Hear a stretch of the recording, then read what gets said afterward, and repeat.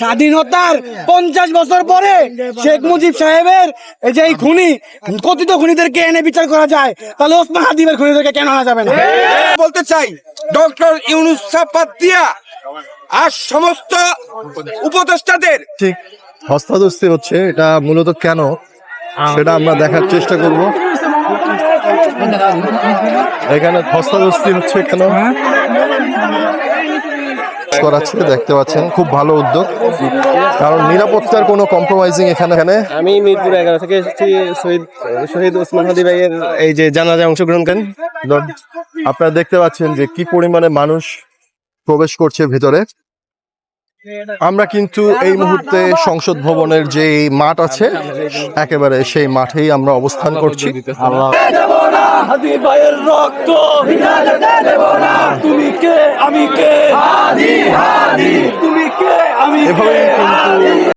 আসসালামু আলাইকুম ভিউয়ার্স, আশা করি আপনারা সবাই ভালো আছেন, সুস্থ আছেন। আমিও আলহামদুলিল্লাহ ভালো আছি।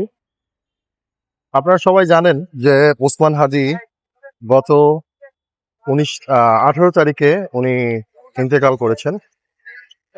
ওনাকে গুলি করে হত্যা করা হয়েছে।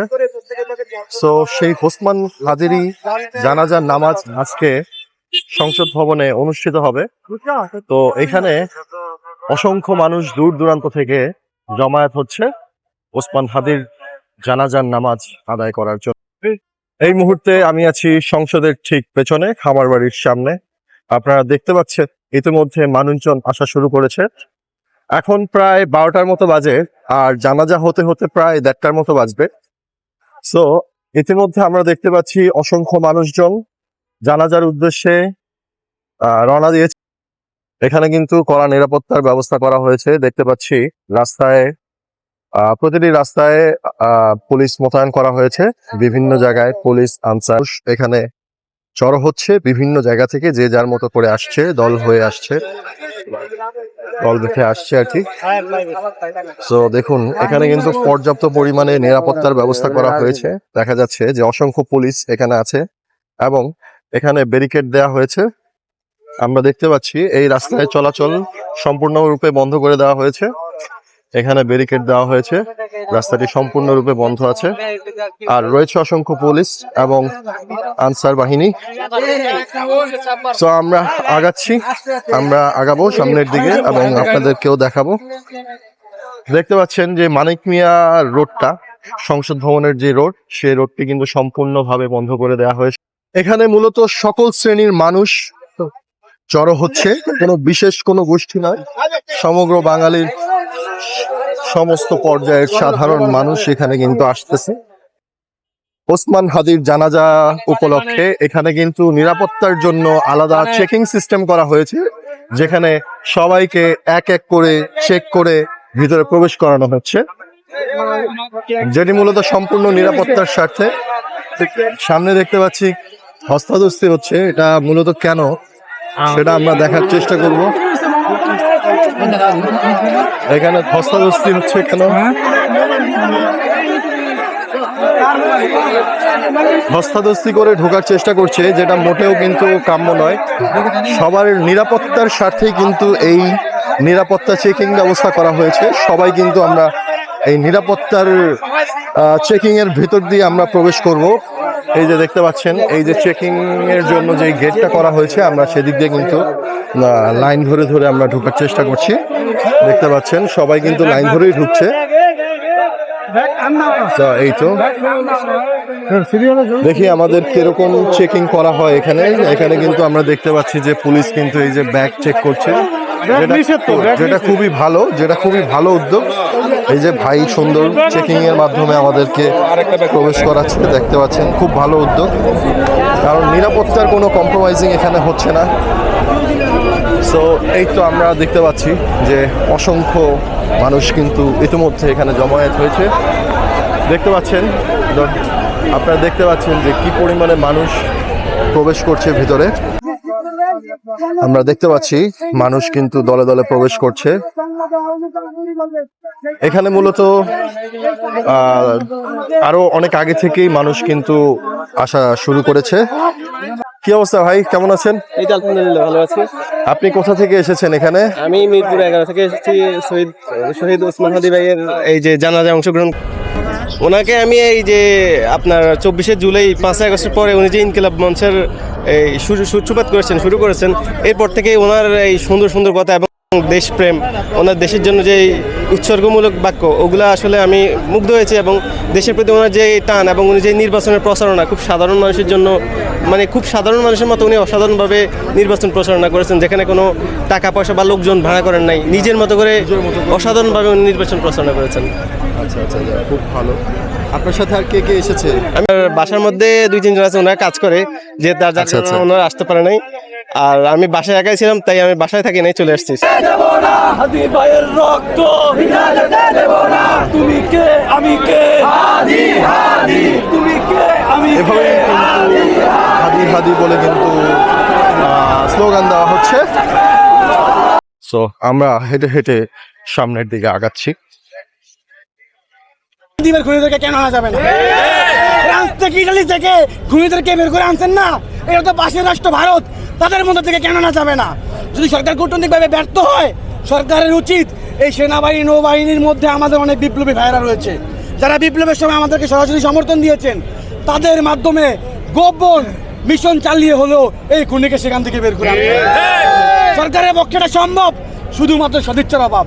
যদি না পারে, আমাদের কথাগুলো বলতে লজ্জা লাগে, তারপর আমরা বাধ্য হয়ে আজকে বলতেছি, আপনারা গোপন মিশন চালান। ভারতে গোপন মিশন চালিয়ে একটা ফয়সালকে ধরে যদি না আনতে পারেন, তাহলে আপনারা আমাদের সার্বভৌমত্ব কিভাবে রক্ষা করবেন?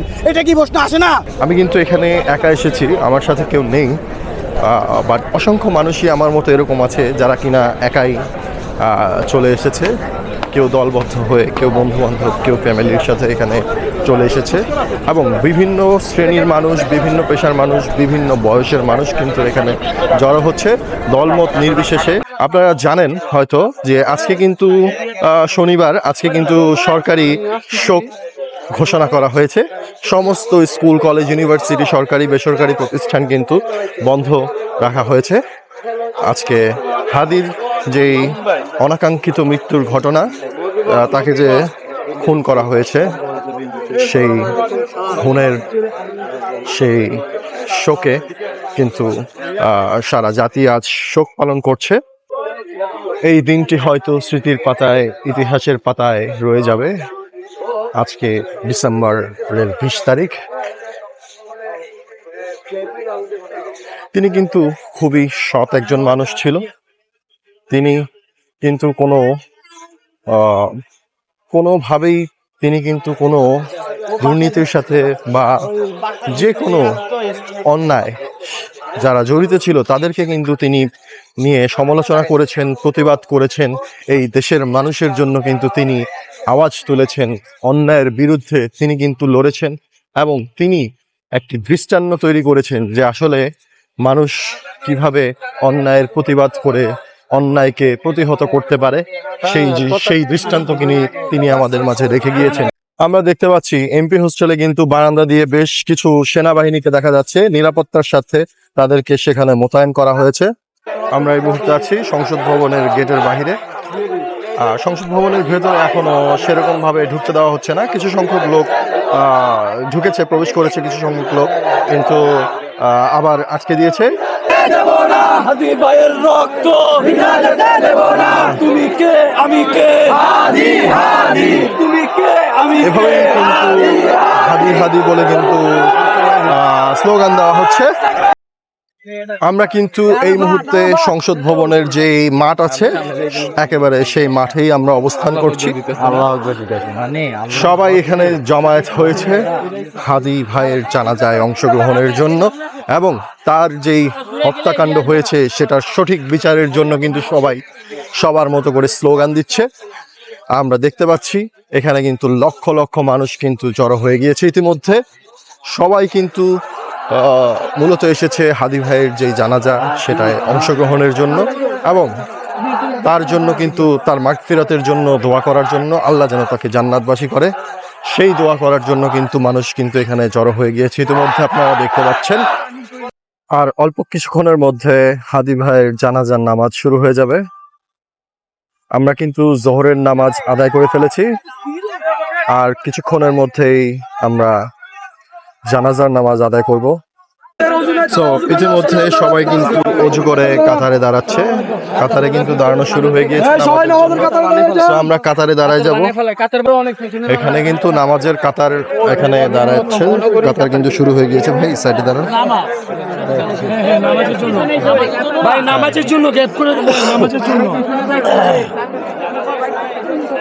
সো আমরা কিন্তু নামাজের কাতারে কিন্তু দাঁড়িয়ে যাচ্ছি। সবাই নামাজের কাতারের জন্য কিন্তু দাঁড়িয়ে যাচ্ছে।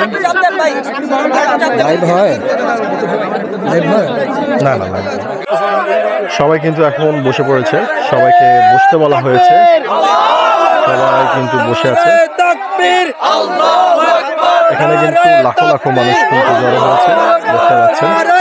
মানে কিন্তু অসংখ্য মানুষ।